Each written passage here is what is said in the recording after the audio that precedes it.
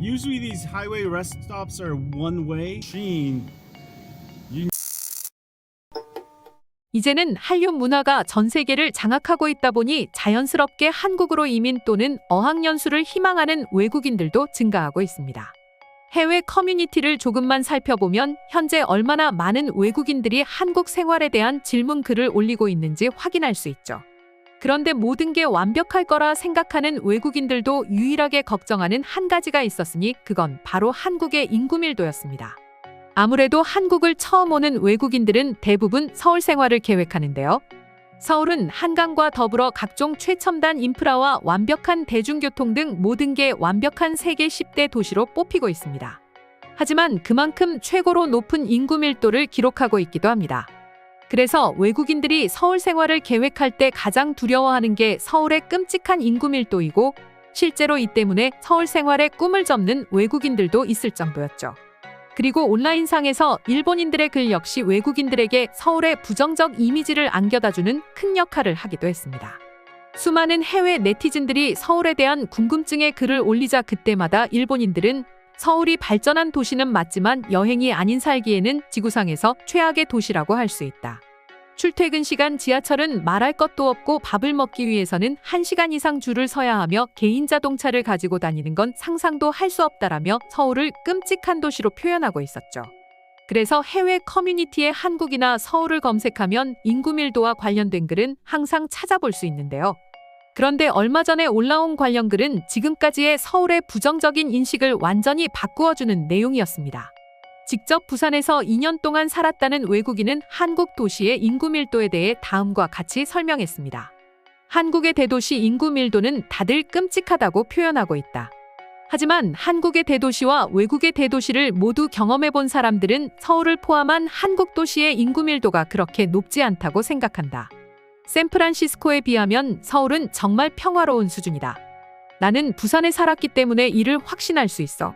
그중 2년 동안은 부산 시내 중심부에 살았지만 지금 살고 있는 부크레슈티보다 훨씬 덜 밀집된 느낌이었다. 그리고 수도권도 대도시지만 서울을 조금만 벗어나도 정말 여유로운 분위기를 느낄 수도 있지. 그나저나 한국은 세계에서 인구 밀도가 제일 높은 나라이고 산도 많은데 살다 보면 붐비는 느낌이 전혀 안 나는 이유가 참 신기하다. 아마도 도시계획을 잘했기 때문일 것이다. 여기까지가 대략적인 외국인 글쓴이의 내용이었습니다. 다들 서울을 비롯해 한국은 최악의 인구 밀집 지역이라 살기 힘들다고 말하지만 막상 한국에 살아보면 다른 여러 나라의 대도시와 비교하면 오히려 아주 쾌적하고 붐비지 않는다고 느껴진다는 게 글의 주요 내용이었는데요. 외국인의 말처럼 한국은 지표상으로는 인구 밀도가 굉장히 높은 나라인 건 맞지만 인구 밀도가 높은 다른 나라들에 비해 쾌적하게 느껴지는 건 각종 인프라와 도시 계획 영향이 크다고 합니다. 일단 88 서울올림픽이 큰 역할을 했다고 할 수 있는데요. 제24회 올림픽 개최도시로 서울이 선정된 기념비적인 날은 서울 도시 발전사의 흐름을 완전히 뒤바꿔 놓은 역사적인 시기입니다. 88 서울 올림픽뿐만 아니라 80년대에는 86 서울 아시안게임과 88 서울 장애인 올림픽 대회까지 대규모 국제대회가 연이어 개최되어 전 세계의 관심이 한국에 집중되어 있었죠.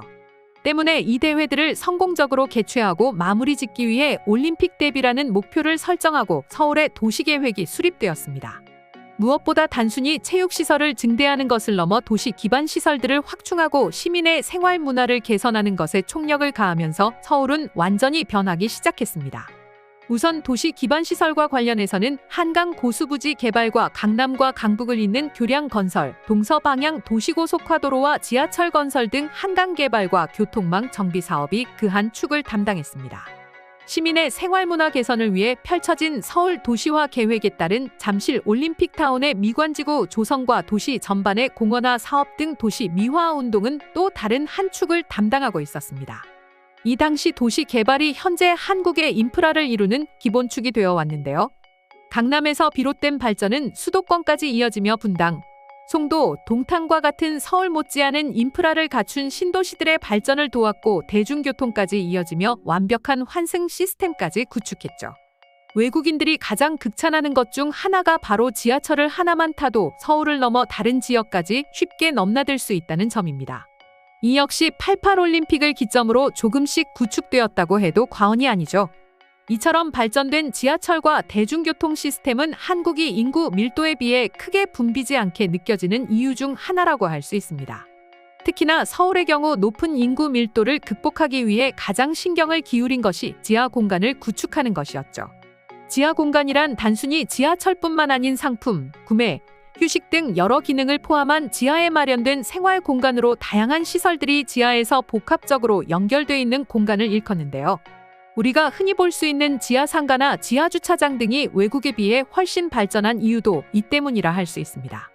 자칫 답답해 보일 수 있는 서울을 외국인들이 전혀 불편함 없는 도시로 느끼는 이유도 한국이 오래전부터 준비한 이런 도시 계획들 덕분이 아닐까 싶은데요. 그럼 지금부터 한국의 인구 밀도와 관련된 글을 보고 해외 네티즌들은 어떤 반응을 보여주고 있는지 자세히 소개해 드리도록 하겠습니다. 내가 봤을 땐 한국의 인구 밀집도가 낮아 보이는 이유는 인기 있는 밀집 지역이 분산되어 있기 때문이라 본다. 서울만 하더라도 여의도, 광화문, 홍대, 강남 등 인프라가 효과적으로 분산되어 있잖아. 인구 밀집 지역을 분산시켜 상대적으로 밀도가 낮아 보인다니 일리 있는 말이네요. 인프라가 뛰어난 한국만이 할 수 있는 방법이라고 생각합니다. 그러고 보니 서울 안에서도 정말 다양한 인기 지역이 존재하고 있었네요.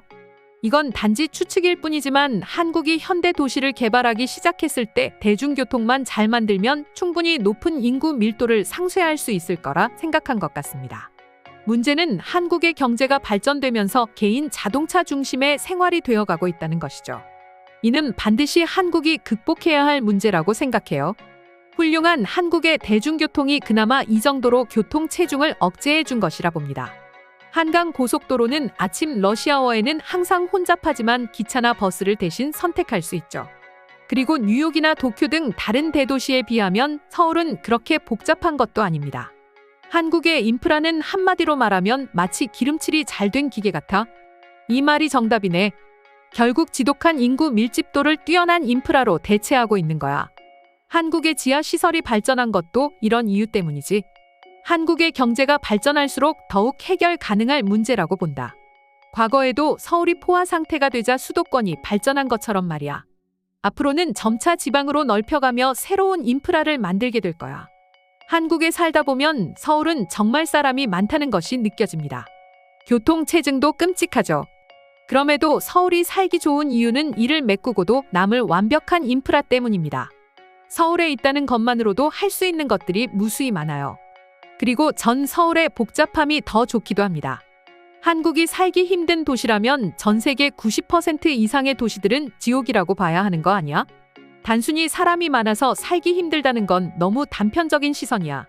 서울을 와보지 않은 사람들의 말이죠. 전 세계에 이런 인프라를 갖춘 국가는 거의 없습니다. 사람이 살기 좋은 기준의 인구 밀도가 얼마나 많은 부분을 차지할 것 같아? 그것보다 우선인 게 치안이나 각종 인프라다. 인구 밀도 하나로 서울을 최악의 도시라고 말하는 사람들은 일본인들이거나 서울을 단 한 번도 가보지 않은 사람들이다. 이상으로 한국의 인구 밀도와 관련된 해외 반응 살펴보았습니다. 오늘도 끝까지 영상 시청해주셔서 감사드리며 여러분들의 구독과 좋아요는 영상 제작에 큰 힘이 됩니다.